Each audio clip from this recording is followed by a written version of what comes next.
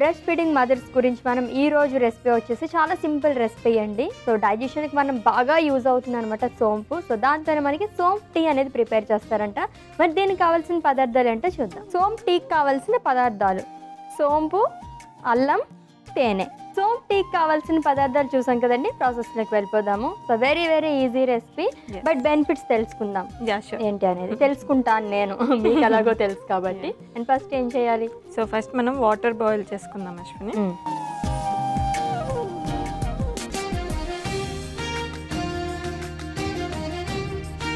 కొద్దిగా వాటర్ వేడెక్కాక మిగతా వేసుకోండి.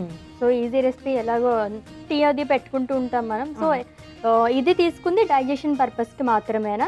అంటే ఇవి కూడా దీంట్లో కూడా కొద్దిగా లాక్టోబాసిల్లస్ అనేది బ్రెస్ట్ మిల్క్కి యూజ్ అయ్యే ప్రాపర్టీస్ అనేవి ఉంటాయి కాబట్టి ఇది తీసుకున్నాం. ఓకే. అండ్ అలాగే చాలా మంది చెప్తుంటారు కదా, సో ఇది కరెక్టా కాదని చెప్పేసి చాలా మంది డౌట్స్ కూడా ఉండుంటాయి. మదర్ ఏదైతే ఫుడ్ తీసుకుందో సేమ్ అదే మనకి ఆ టేస్టే పిల్లలకు కూడా వస్తుందని చెప్పేసి అంటారు. అండ్ కారం ఎక్కువ తినద్దు అలా చెప్పేసి అంటారు కదా, ఇవన్నీ నిజమేనా? అసలు అలా ఏమి ఉండదు అశ్విని, అది జస్ట్ మిత్ అనమాట. బికాజ్ ఎందుకంటే మదర్ లాక్టేటింగ్ అప్పుడు అలా తీసుకున్న వస్తుంది అంటే తను ప్రెగ్నెంట్ ఉన్నప్పుడు కూడా అదే ఫుడ్డే తీసుకుంటుంది కదా, సో దట్ అప్పుడు కూడా బేబీకి వెళ్ళి ఉంటుంది కదా. సో అదొక మిత్ అంతే. తీసుకోవచ్చు, ఎటువంటి ఫుడ్స్ అయినా తీసుకోవచ్చు. మరి టూ స్పైసీ కాకుండా నార్మల్గా లెవెల్స్లో తీసుకోవచ్చు, ఎటువంటి ప్రాబ్లం లేదు. మొత్తానికి కారం ఉప్పు బంద్ చేయాల్సిన అవసరం అయితే లేదు. అండ్ అలాగే డైజెషన్కి ఇది యూజ్ అవుతుంది కదా. సో ఇది తీసుకోవడం వల్ల దీని తర్వాత బేబీకి ఫీడింగ్ ఇచ్చిన తర్వాత బేబీ కూడా డైజెషన్కి యూజ్ అవుతుందా? బికాస్ దీంట్లో మనకు సోంపులో మెయిన్గా డైజెషన్తో పాటు ఫైబర్ అనేది ఎక్కువగా ఉంటుంది కాబట్టి బేబీకి మోషన్ ప్రాబ్లం కూడా అవ్వకుండా ఉంటుంది. ఓకే. వేడి అవుతున్నాయి అశ్విని, ఈ లోపు మనం అల్లం దంచేసుకుందాం. ఓకే.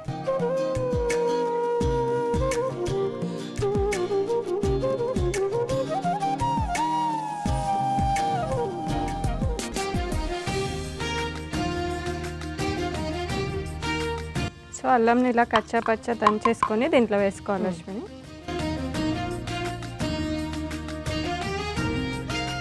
అల్లం కూడా డైజెషన్కి ఉపయోగపడుతుందా? అవును, అల్లంలో కూడా మనకు చాలా anti fungal anti microbial properties అనేవి ఉన్నాయి కాబట్టి చాలా మంచిది. సో కొంచెం అంటే బ్యాలెన్స్డ్గా తీసుకోవాలంటారు కదా ఇది, ఎందుకంటే మనకి గ్యాస్ ప్రొడ్యూస్ చేస్తుందని చెప్పేసి. కరెక్టేనా? అంటే అలా ఏమి ఉండదు అశ్విని, బికాజ్ ఇన్ జనరల్గా చాలా మంది పప్పు తీసుకోకూడదు, అల్లం ఘాటు ఇలాంటివన్నీ అంటారు, కానీ ఎటువంటి అవసరం లేదు. నార్మల్ ప్రాపర్ బ్యాలెన్స్డ్ డైట్ తీసుకుంటే సరిపోతుంది. ఏ ఫుడ్ ఎక్కువగా చేయడము, ఏ దాన్ని తగ్గించి తీసుకోవడం అలా చేయకూడదు. బ్యాలెన్స్గా తీసుకుంటే బేబీతో పాటు మదర్కి కూడా ఎటువంటి న్యూట్రియంట్స్ అవసరమో అవన్నీ లభిస్తాయి.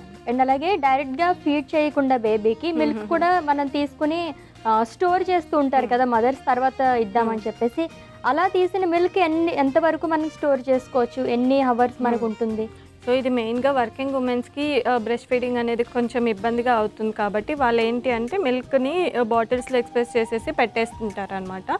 అది ప్రాపర్ మెథడ్లో చేసుకోవాలన్నమాట, అంటే హైజీన్గా చేయాలి. బికాజ్ వాళ్ళు చేసేటప్పుడు హ్యాండ్స్ అవి వాష్ చేయకుండా, బాటిల్స్ అవి వాష్ చేయకుండా చేస్తే అది మళ్ళీ బేబీకి అఫెక్ట్ అవుతుంది. డయేరియా, లూజ్ మోషన్స్ అలాంటివి అవుతాయి అనమాట.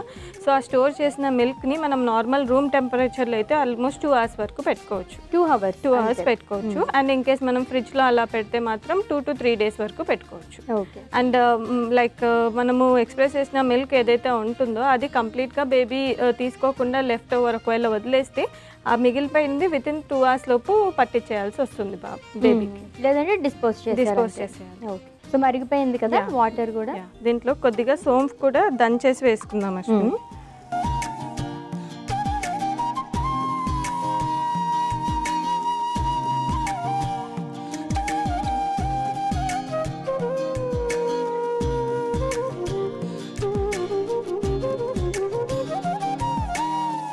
దీన్ని కూడా వేసేసుకుందాం.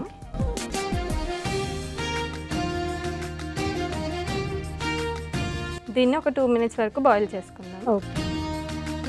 అసలు బ్రెస్ట్ ఫీడింగ్కి 5 అడ్వాంటేజెస్ ఏంటండి, మనకి పర్టికులర్గా ఇంపార్టెంట్ అయినవి ఏంటి? బ్రెస్ట్ ఫీడింగ్ వల్ల మెయిన్లీ బేబీకి వచ్చేసరికి కంప్లీట్ న్యూట్రిషన్ అనేది లభిస్తుంది అనమాట. వాళ్ళ గ్రోత్ అండ్ డెవలప్మెంట్కి, ఇంకా బాడీలో ఇమ్యూన్ సిస్టమ్ అనేది ప్రాపర్గా డెవలప్ అవ్వడానికి, అండ్ ఈజీ డైజెస్టబుల్ ఉంటుంది. కంపేర్ టు లైక్ చాలామందికి పాలు పడలేదని చెప్పేసి బఫెలో మిల్క్, ఫార్ములా మిల్క్ ఇస్తారు. But compare to that breast milk అనేది ఈజీ డైజెస్టబుల్ అనమాట, and highly nutritious. And breast milk వల్ల బేబీకే కాదు మదర్కి కూడా బెనిఫిట్ ఉంటుంది. ఓకే. అండ్ అలాగే చాలా మందికి మిల్క్ అనేది ప్రొడ్యూస్ అవ్వదు అసలు. సో అలాంటి వాళ్ళు అంటే ముందు ఏమైనా ప్రాబ్లం అవుతుందా, లేకపోతే ఆఫ్టర్ డెలివరీ ఏమన్నా ఈ సమస్య అనేది వస్తుందంటారా? అంటే వాళ్ళకి ఆఫ్టర్ డెలివరీ మిల్క్ ప్రొడక్షన్ అనేది అవ్వదు అనమాట. సో దానికి డాక్టర్స్ ఏం చెప్తారంటే లైక్ వాళ్ళు సజెస్ట్ చేస్తారు కొన్ని టెక్నిక్స్ కానీ, లేకపోతే కొన్ని ఫుడ్స్ కానీ, మెడిసిన్స్ అవి చెప్తాము. బట్ ఇంకా అవ్వలేదంటే మాత్రం కంప్లీట్లీ మనము ఫార్ములా మిల్క్ లేకపోతే buffalo milk, cow milk feed చేస్తాం. ఓకే. సో చైల్డ్లో డిఫరెన్స్ అనేది ఉంటుందా?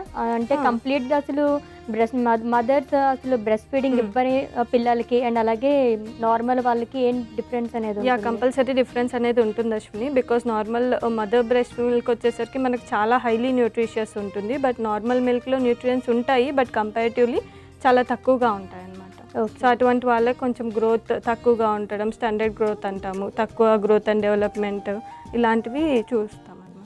సో జనరల్గా మదర్ ఏదైతే ఫుడ్ తీసుకుంటారో ఆ న్యూట్రియంట్ వాల్యూసే కదా బేబీకి కూడా వెళ్తాయి. సో ఎక్కువగా ఏం తీసుకుంటే మంచిది అంటారు? సో మనం ఆల్రెడీ డిస్కస్ చేసుకున్నట్లు కంప్లీట్ బ్యాలెన్స్ డైట్ అనేది ఇంపార్టెంట్ అశ్విని. దాంతోపాటు కొన్ని nutrients such like folic acid కానీ బ్రెయిన్ డెవలప్మెంట్కి యూజ్ అవుతుంది బేబీకి, అండ్ ఐరన్ కానీ అంటే బేబీలో లైక్ హిమోగ్లోబిన్ ప్రొడక్షన్కి యూజ్ అవుతుంది, అండ్ వైటమిన్ బి వైటమిన్స్ ఎక్కువగా తీసుకోవాలి, అండ్ వైటమిన్ ఏ అంటే క్యారెట్స్ అలాంటి ఫుడ్స్ తీసుకోవడం వల్ల లైక్ బేబీకి ఆ వైటమిన్ అనేది సఫిషియెంట్గా లభిస్తుంది. ఓకే.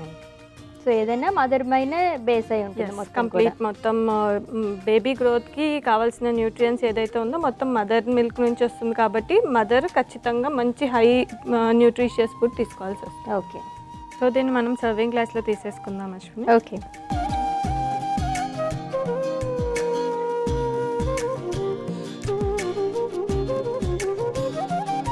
సో దీంట్లో కొద్దిగా హనీ వేసుకుందాం అశ్విని. స్పూన్ ఇవ్వరా?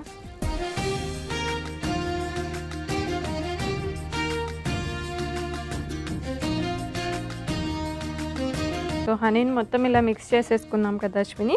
టీ రెడీ అయిపోయింది. టేస్ట్ చేసేసి ఎలా ఉండదు? షూర్. ఓకే, రెడీ అయిపోయిందండి సోంపు టీ. చాలా ఈజీగా ఉంది కదా? యాస్. మరి దీని తయారీ విధానం అలాగే కావాల్సిన పదార్థాలు ఒకసారి చూసేద్దాం. సోంపు టీకి కావాల్సిన పదార్థాలు: సోంపు, అల్లం, తేనె. సోంపు టీ తయారు చేసుకునే విధానం: ముందుగా పొయ్యి వెలిగించి బాండీ పెట్టి నీళ్లు వేయాలి. ఆ నీళ్లు వేడెక్కిన తర్వాత అల్లంని దంచి వేసి మరిగించుకోవాలి. తర్వాత ఉడుకుతున్న నీళ్ళల్లో సోంపు కూడా దంచి వేసుకోవాలి. అలా కొద్దిసేపు మరిగించుకున్న తర్వాత గ్లాసులో వడగట్టుకుని తేనె వేసి కలుపుకొని సర్వ్ చేసుకోవాలి. అంతే, సోంపు టీ రెడీ.